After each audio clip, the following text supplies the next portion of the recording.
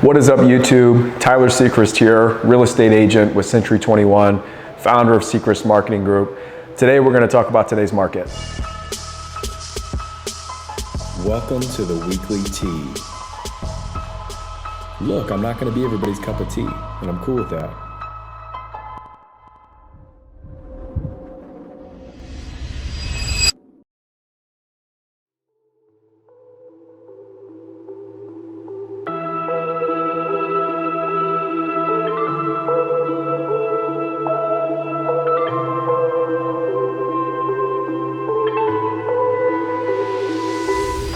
Thank you guys so much for tuning in, sticking with the series. Today is going to be an interesting topic.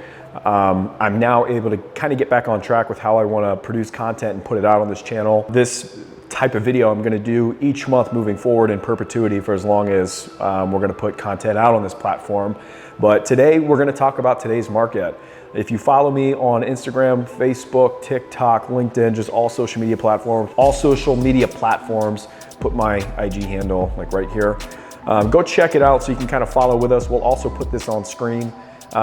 Each month I do a monthly market update where I talk about 4 key components to today's market that everybody should be mindful of, in my opinion. Those 4 things are going to be the average sale price, the total inventory of homes for sale, the average day on market, and today's current interest rates. I think it's important to track that data, look at it. To be able to predict, where you're going, you have to know, where you've been, that old saying. So we're just gonna get right into it. Of August 2021, I run this up to September 1, and that's when I put these pieces of content out. This is also contextual to Allen County. Fort Wayne, Indiana is the 2nd largest city in the state of Indiana. If you live in Auburn or Angola or Huntington or Columbia City, these numbers they're not going to be exact to your county. It will set a good, it'll give you a good idea though. The average sale price in Allen County, 99% of the time is going to be higher than DeKalb, Noble, Whitley, Huntington, just surrounding counties. But it's within, I would say, $10,000, $20,000, maybe 30, 40 in some of those rural areas. But it's just a good metric. So with that out of the way, last month's average sale price, this isn't what the home was listed for, this is the average sale price. I think I should start adding what the average list price is, just to give you sellers some more context. Believe it or not, the average list price is higher than what things are selling for, which means things are not going above list price. That is the case in some submarkets, and we're going to talk about what buying pools are, etc. But the average sale price for last month in Allen County was $224,289, so we can say $225,000. The inventory of homes for sale as of August 31, that means active single family, these are stick-built condominium/villas, manufactured or mobile homes. We only had 310 properties for sale. That's not including, rural land, things of that nature, just physical homes. To put this in perspective, I went back 50 years because I was super curious. What is the parameter? What is equilibrium? What's normal? In my findings, it's around 2,500 homes in an even or equilibrium, just centered market. Guys, we need 2,500 homes on the market for the market to be normal, and we have 310 homes for sale. Do you understand the supply demand, low inventory? Can you kind of see what the issue is now? Demand's super high, inventory is extremely low. That equates to about a week or 2 worth of supply. 2,500 homes should equate to about 6 months worth of supply of housing. Right now we're down to a week or 2. In a city that has, over 365,000 residents, and we only have 310 homes on the market, that's a problem. That is probably indicative. I don't think I'm saying that right. The average day on market for last month was 15 days. So that means it's taking about 2 weeks for a house to sell or get put under contract. And today's current interest rates are between 3 and 3.5%. That's going to be contextual to your financial situation, and that's ran on a 30-year fixed rate note. I know several people who are doing 10-year and 15-year fixed rates, and they're in the twos, 2.75, 2.95. That's not out of the question right now. But if you've got, assuming good credit, and you're putting, I guess you could, if you're putting 0 down up to, 20 to 40%, you're going to get a 3 or 3.5% interest rate, which is crazy. Anyways, that's where the current market is today. We're going to compare this to last month's. So if we rewind to July 31, so from July 1 to July 31, the average sale price was $238,000, $238,195, which is higher than what it is for this month of August. So it looks like we're down about 5.8% in average sale price. In July, the inventory of homes for sale, spot on. 310 homes, wow. 310 homes for sale. So the exact number of inventory from the previous month, which means we still need housing. The average day on market though, I find this super interesting. July 31, the average day on market was 9 days. So it was taking about a week and 2 days for a house to get put under contract through July 31st. And then from August 1 to August 31st, the average day on market is about 15 days. So it's taking about 35.7% longer for a house to sell right now. Why is that? Probably, in my experience, in my opinion, of course, buying season kind of peaks through the summer months. I would say like July would kind of be the peak, kind of dies down in August when school starts back up. A lot of families like to move, or companies like to relocate employees through the school season so that their kids can get set up and things can get back in order. It typically tends to slow down this time of year. And then after Labor Day weekend, which is today, in my experience, it kind of ramps back up through Halloween, and then it kind of dies back down through the winter months, and then come March 1, it'll start to peak again. So there is some seasonality in this business. More people move in the summer, to keep it real simple. Rates stayed the same.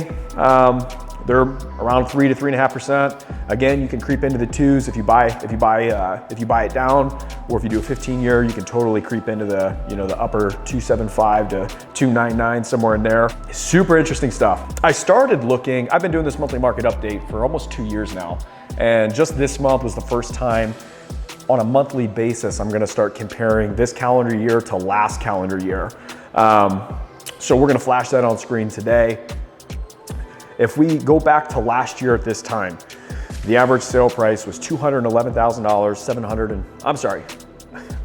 I'm not with it today, guys. The average sale price last year was $211,749. We're about almost $15,000 higher from last year. So if you're looking at homes, that were $150,000 last year, those homes are now worth $165,000. If you were looking at homes last year at $200,000, this year they're now $215,000. If you look at the inventory from last year to this year, it looks like last year we had 7 more homes for sale than we do this year, which is not good. I was hoping to see more inventory on the marketplace this year, and we're actually seeing less. The average day on market though is very interesting. Last year, it was taking about 25 days for a house to get put under contract. And this year, right now, we're around 2 weeks, that 15-day mark. So what that tells me is COVID did affect the marketplace last year in some unique ways. It made a lot of sellers who were thinking about selling kind of delay just to see where things were going. Maybe their employment, wasn't in check, they got laid off. I think those things kind of fed into, I don't want to call it a mess, but this growth that we're experiencing. Last year though, interesting enough, rates were down to 2.75 to 3.5. There were people with a 30-year mortgage getting a 2.75, a 2.77, a 2.85 interest rate without having to buy it down. That was obviously to incentivize people to, hey, the economy's opening back up. let's get people, moving, let's start stimulating the economy. And it did. A lot of homes have been bought and sold recently. We just need more people to list their homes so we can meet this demand that we have. So with all of that being said, I wanted to put out this video and talk about this topic because I constantly get asked, are we in a real estate bubble? Where's the market going? Should I wait? Should I do it now? The longer you wait, the more expensive real estate's gonna get. I feel like a broken record because I've been saying the same thing for almost 2-3 years now. Inventory is very low. Interest rates are really low. If you're a seller, you've got a lot of equity just sitting there. If you bought even 6 months ago, if you're in a coveted school district, you could have just gained $40,000 to $50,000 worth of equity just by buying a piece of property. In my opinion, it's not gonna slow down. Something dramatic has to occur for things to, I don't even wanna say cool off. It is intense because of how limited supply is, but I'm not worried, if that makes sense, regarding the real estate market.